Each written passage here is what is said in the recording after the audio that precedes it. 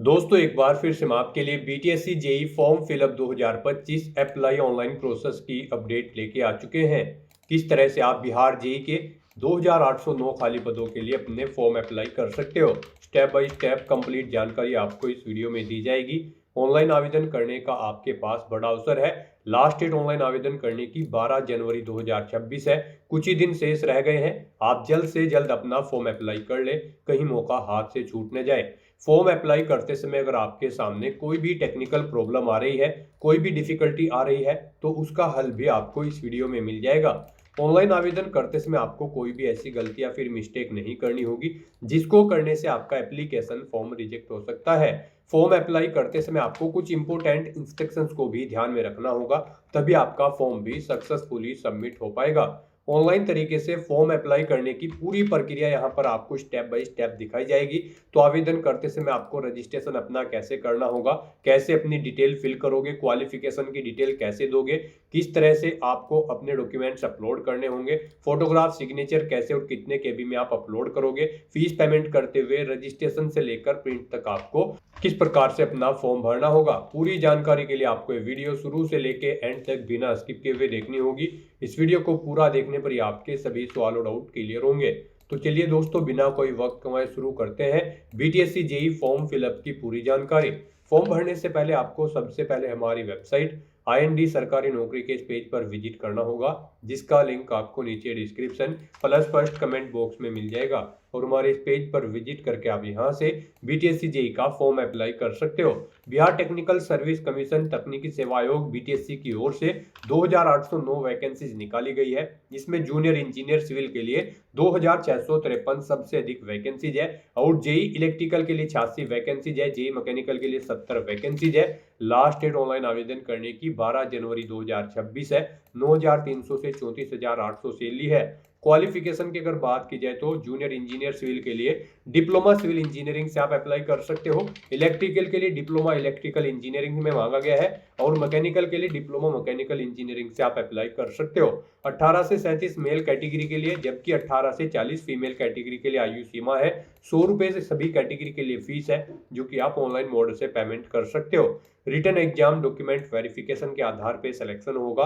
Online apply कर सकते हो। बिहार जॉब लोकेशन है, ऑल इंडिया से ऑनलाइन कर सकते हो। btsc.bihar.gov.in इसकी ऑफिशियल वेबसाइट है, जिससे आप ऑनलाइन आवेदन कर सकते हो। इंपोर्टेंट लिंक सेक्शन के अंतर्गत JE civil notification PDF, JE electrical और मैकेनिकल तीनों नोटिफिकेशन के लिंक यहाँ पर आपको देखने को मिल जाएंगे।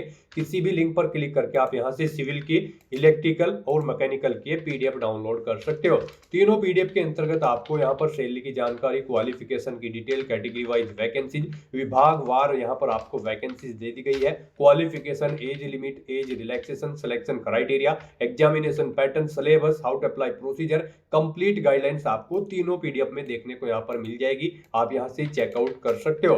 फॉर्म भरने के लिए आपको अप्लाई ऑनलाइन के इस लिंक पर क्लिक करना होगा, तो आपके सामने ऑनलाइन आवेदन करने का ये ऑफिशियल पोर्टल ओपन हो जाएगा। गाइज यहाँ पर आने के बाद आपको ऑनलाइन एप्लीकेशन के इस सेक्शन में आना है, और यहाँ पर आने के बाद आपको ऑल नोटिफिकेशन स्लैश एडवर्टाइजमेंट्स या फिर कैंडिडेट रजिस्ट्रेशन के इन ऑप्शन में से किसी भी ऑप्शन पर क्लिक करना है। उसके बाद आपके सामने यहाँ पर कुछ इस तरह से इंटरफेस ओपन होगा। यहाँ पर आप चेकआउट कर सकते हो। आपको जूनियर इंजीनियर सिविल, मैकेनिकल और इलेक्ट्रिकल के 3 अलग अलग सेक्शन दिए गए हैं। यहाँ पर आप जूनियर इंजीनियर की जिस भी डिसिप्लिन के लिए अप्लाई करना चाहते हैं, जैसे कि सिविल या फिर मैकेनिकल या फिर इलेक्ट्रिकल, आप जिसके भी लिए अप्लाई करना चाहते हैं, उसके सामने गाइड आपको अप्लाई की टैब दी गई है। आप अप्लाई की टैब पर क्लिक करें और अपने फॉर्म अप्लाई कर लें। मान लीजिए आप जूनियर इंजीनियर सिविल के लिए अप्लाई करते हैं, तो आप अप्लाई की टैब पर क्लिक करेंगे। उसके बाद आपके सामने यहाँ पर कुछ इस तरह से इंटरफेस होगा। यहाँ पर आप व्यू के ऑप्शन पर क्लिक करके इसकी क्वालिफिकेशन चेकआउट कर सकते हो। और अब आपको गाइड इस भर्ती पर अप्लाई करने के लिए रजिस्ट्रेशन के इस ऑप्शन पर क्लिक करना है। उसके बाद आपके सामने यहाँ पर रजिस्ट्रेशन का फॉर्म ओपन होगा। उससे पहले आपको कुछ जनरल इंस्ट्रक्शन दिए गए हैं, आपको इन्हें केयरफुली रीड आउट कर लेना है। यहाँ पर इसे ओके करना है और आई एक्सेप्ट के इस ऑप्शन पर क्लिक करना है। फिर आपके सामने आपका फॉर्म स्टार्ट हो जाएगा। यहाँ पर गाइड अब आपको अपनी पर्सनल डिटेल प्रोवाइड कराते हुए अपना रजिस्ट्रेशन करना होगा। सबसे पहले यहाँ पर आपको अपना नाम एंटर करना है, फिर आपको अपने फादर का नाम एंटर करना है, अपनी मदर का नाम एंटर करना है। उसके बाद आपको अपनी डेट ऑफ बर्थ यहाँ पर सिलेक्ट करनी है, अपना जेंडर आपको सिलेक्ट करना है। आपसे पूछा गया कि आप मैरिड हो या फिर नहीं, आप अपने अकॉर्डिंग ऑप्शन सेलेक्ट करेंगे। अपनी सिटीजनशिप आप सिलेक्ट करेंगे, अपना रिलीजन आप सेलेक्ट करेंगे, अपना डोमिसाइल स्टेट आप सिलेक्ट करेंगे। फिर यहाँ पर आपको अपना होम डिस्ट्रिक्ट सिलेक्ट करना है। उसके बाद आपको अपनी कैटेगरी यहाँ पर सिलेक्ट करनी है। यहाँ पर अगर आप बिहार से अलग स्टेट के कैंडिडेट हैं तो फिर जनरल कैटेगरी में आप सभी को काउंट किया जाएगा, केवल जनरल का ऑप्शन आपके सामने शो होगा। फिर आपको अपना मोबाइल नंबर यहाँ पर एंटर करना है, अपनी ईमेल आईडी आपको यहाँ पर देनी है। उसके बाद आपसे पूछा गया है कि क्या आप गवर्नमेंट एम्प्लॉय हैं या फिर एक्स एम्प्लॉय हैं। अगर हैं तो आप यस करेंगे, नहीं है तो आप नो ऑप्शन सेलेक्ट करेंगे। यस ऑप्शन अगर आप सिलेक्ट करते हैं तो फिर यहाँ पर आपको अपनी परमानेंट एम्प्लॉय की डिटेल देनी है। फिर आपको अपने कॉन्ट्रेक्चुअल एम्प्लॉय अगर आप हैं तो उसकी डिटेल देनी है। नहीं है आप एम्प्लॉय तो आप सिंपली नो ऑप्शन सेलेक्ट करेंगे। फिर यहाँ पर आपसे पूछा गया है कि क्या आप 2018 या उसके बाद के एडवर्टाइजमेंट के लिए एलिजिबल थे। अगर थे तो आप यस करें, नहीं तो नो ऑप्शन सेलेक्ट करें। उसके बाद गाइस यहाँ पर आपको अपना परमानेंट एड्रेस एंटर करना है। यहाँ पर आप अपना परमानेंट एड्रेस एंटर करें। उसके बाद आपको अपनी क्वालिफिकेशन की डिटेल यहाँ पर प्रोवाइड करनी है। सबसे पहले यहाँ पर आपको अपनी 10वीं क्लास की डिटेल प्रोवाइड करनी होगी। तो यहाँ पर आपको सबसे पहले बोर्ड का नाम सिलेक्ट करना है, पासिंग ईयर सेलेक्ट करना है, कब आपने अपनी 10वीं क्लास पास आउट की है, अपना रोल नंबर 10वीं का एंटर करना है। आपको बताना है आपका रिजल्ट मार्क्स में था, परसेंटेज में या फिर ग्रेड में, आप अपने अकॉर्डिंग ऑप्शन सेलेक्ट करेंगे। परसेंटेज में अगर था तो फिर यहाँ पर आप बताएं कितने % मार्क्स आपने ऑब्टेन किए हैं, वो आप एंटर करें। अपनी डिवीजन सेलेक्ट करें, फर्स्ट, सेकंड या थर्ड, जो भी आपकी डिवीजन थी। उसके बाद आपको बताना है कि क्या आपने इंटरमीडिएट भी कंप्लीट कर ली है। अगर कर ली है तो आप इस चेकबॉक्स को ओके करेंगे और फिर यहाँ पर सेम ऐसे ही अपनी 12वीं की डिटेल्स भी प्रोवाइड करा देंगे। उसके बाद यहाँ पर अपनी इसेंशियल क्वालिफिकेशन की डिटेल आपको देनी है। इस भर्ती में पार्टिसिपेट करने के लिए आपके पास डिप्लोमा होना चाहिए, सिविल में, मैकेनिकल में या फिर इलेक्ट्रिकल में, जिस भी डिसिप्लिन के लिए आप अप्लाई कर रहे हैं उसके अंतर्गत आपके पास यहाँ पर डिप्लोमा होना चाहिए। अगर आप सिविल इंजीनियर के लिए अप्लाई कर रहे हैं तो सिविल इंजीनियरिंग का डिप्लोमा होना चाहिए, इलेक्ट्रिकल के लिए अप्लाई कर रहे हैं तो इलेक्ट्रिकल इंजीनियरिंग का डिप्लोमा आपके पास होना चाहिए, मैकेनिकल के लिए अप्लाई कर रहे हैं तो मैकेनिकल इंजीनियरिंग का डिप्लोमा आपके पास यहाँ पर होना चाहिए। उसकी डिटेल यहाँ पर अब आपको देनी होगी। यहाँ पर अब आपको बताना है आपका जो डिप्लोमा है वो डिप्लोमा आपका इंस्टीट्यूट बिहार में है या उसके बाहर है, आपको अपने अकॉर्डिंग ऑप्शन सेलेक्ट करना है। फिर यहाँ पर आपको इसकी मैंडेटरी अनिवार्यता के बारे में यस या नो ऑप्शन सेलेक्ट करना है। उसके बाद गाइज आपको यहाँ पर अपने यूनिवर्सिटी, कॉलेज या इंस्टीट्यूट का नाम देना है जिससे आपने अपना डिप्लोमा पास आउट किया है। पासिंग ईयर आपको सिलेक्ट करना है। आपका रिजल्ट यहाँ पर ग्रेड में है या फिर नहीं, आप बताएं। नहीं है तो आप नो ऑप्शन सेलेक्ट करेंगे। फिर यहाँ पर आपसे पूछा गया है आपका रिजल्ट ग्रेडिंग सिस्टम में था, अगर था तो आप यस करेंगे, नहीं तो नो ऑप्शन सेलेक्ट करेंगे। उसके बाद अगर नो ऑप्शन आप सेलेक्ट करते हैं तो बताना होगा आपने कितने मार्क्स ऑब्टेन किए हैं, टोटल कितने मार्क्स थे जिसमें से आपने मार्क्स ऑब्टेन किए हैं वो आपको एंटर करने होंगे। इनके अकॉर्डिंग यहाँ पर आपकी परसेंटेज कैलकुलेट करके आपको शो कर दी जाएगी। इस तरह से यहाँ पर आपको अपनी इसेंशियल क्वालिफिकेशन की डिटेल फिल कर देनी है। फिर गाइज आपको ये कैप्चा कोड यहाँ पर एंटर करना है और उसके बाद आपको वैलिडेट एंड प्रीव्यू के इस ऑप्शन पर क्लिक करना है। फिर यहाँ पर आपने पीछे अपने रजिस्ट्रेशन में जो डिटेल प्रोवाइड कराई है उनका पूरा प्रीव्यू आपको शो कर दिया गया है। आपको सभी डिटेल केयरफुली चेकआउट करनी है, इसे नीचे स्क्रॉल करना है, इस चेकबॉक्स को ओके करना है।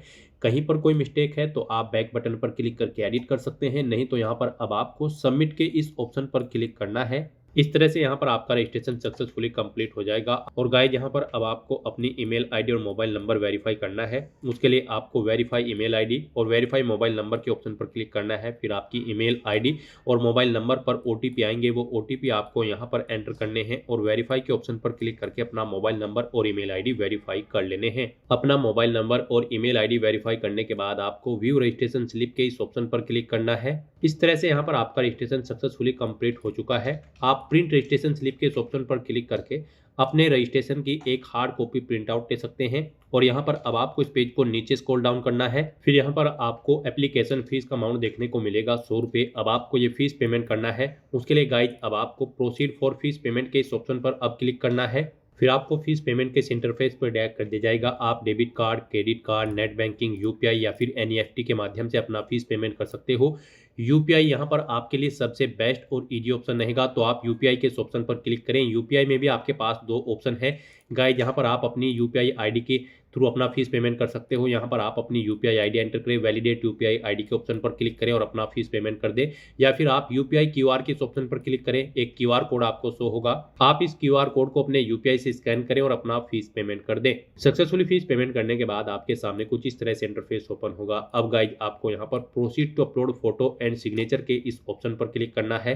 नेक्स्ट आपके सामने कुछ इस तरह से इंटरफेस ओपन होगा। अब यहाँ पर आपको अपना पासपोर्ट साइज कलर फोटो और सिग्नेचर अपलोड करने हैं। इनके लिए आपको गाइडलाइन दी गई है। आपके फोटो की विड्थ 3.5 सेंटीमीटर होनी चाहिए, हाइट 4.5 सेंटीमीटर और सिग्नेचर की विड्थ 3.5 सेंटीमीटर और हाइट 1.5 सेंटीमीटर होनी चाहिए। ये जेपीजी, जेपीईजी या फिर पीएनजी फॉर्मेट में होनी चाहिए। यहाँ पर अब आपको सिलेक्ट लेटेस्ट कलर फोटो और कलर सिग्नेचर के ऑप्शन पर क्लिक करना है, फाइल को सिलेक्ट कर लेना है और अब 1 बाय 1 करके आपको अपना फोटो और सिग्नेचर यहाँ पर अपलोड कर देने हैं। उसके बाद आपको ये कैप्चा कोड यहाँ पर एंटर करना है और फिर गाइज आपको सेव एंड नेक्स्ट के इस ऑप्शन पर क्लिक करना है। नेक्स्ट आपके सामने कुछ इस तरह से इंटरफेस होगा। अब आपको इस चेकबॉक्स को ओके करना है। फिर आपके सामने यहाँ पर कुछ इस तरह से इंटरफेस ओपन होगा। अब यहाँ पर आपको अपना परमानेंट एड्रेस ऑटोमेटिकली फील्ड मिलेगा जो आपने रजिस्ट्रेशन टाइम पे प्रोवाइड कराया था। अब आपको अपना कोरोस्पोंडेंस एड्रेस यहाँ पर एंटर करना है और अगर आपका कोरोस्पोंडेंस एड्रेस सेम है तो यहाँ पर आपको ऑप्शन मिलेगा सेम एज परमानेंट एड्रेस, आपको उस पर क्लिक कर देना है। ऑटोमेटिकली आपका कोरोस्पोंडेंस एड्रेस आपके परमानेंट एड्रेस के अकॉर्डिंग फिल हो जाएगा और उसके बाद गाइज फिर आपको सेव एंड नेक्स्ट के इस ऑप्शन पर क्लिक करना है। अब यहाँ पर गाइज आपका एड्रेस सक्सेसफुली कंप्लीट हो चुका है। अब आपको अपने डॉक्यूमेंट यहाँ पर अपलोड करने हैं। यहाँ पर आपको अपना डिप्लोमा अपलोड करना है इंजीनियरिंग का। यहाँ पर जिसमें भी आप अप्लाई कर रहे हैं, सिविल, इलेक्ट्रिकल या फिर मैकेनिकल, उसका डिप्लोमा यहाँ पर आपको अपलोड करना है। सबसे पहले यहाँ पर आपको इशूइंग अथॉरिटी का नाम देना है जिसने आपको डिप्लोमा यहाँ पर इशू कराया है।